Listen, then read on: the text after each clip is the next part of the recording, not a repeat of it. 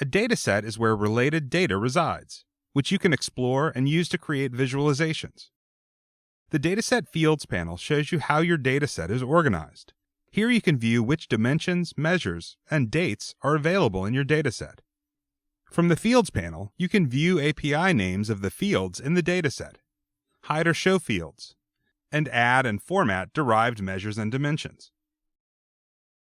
First, in addition to field names, you can also view the API names of these fields. To view the API names, check the Show Field API Names box. API names are unique, and you can use them to refer to dataset fields in the metadata, SACL queries, or the formulas. You can also copy a data field's API name to the clipboard like this, so you can paste it easily where you need it, for example, in the formula editor. Sometimes datasets have a number of fields, and you may not need all of them as you explore your data. If you want to view only the most relevant data fields in the panel, then you can hide the ones you don't use often by clicking the Hide option. To see which fields have been hidden, check this box.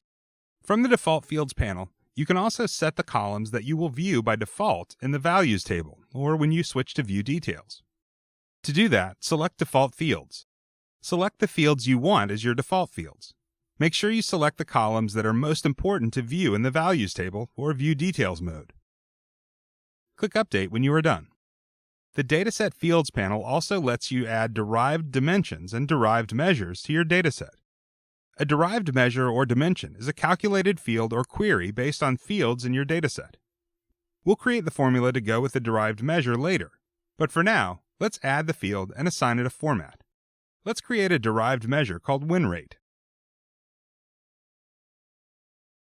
Let's apply the percentage format to this derived measure field. You will write the formula for this win rate field using the formula editor later. Click Save. Now remember, any changes you make here will impact all dashboards and lenses that use this dataset. And those are the basics of the Dataset Fields panel.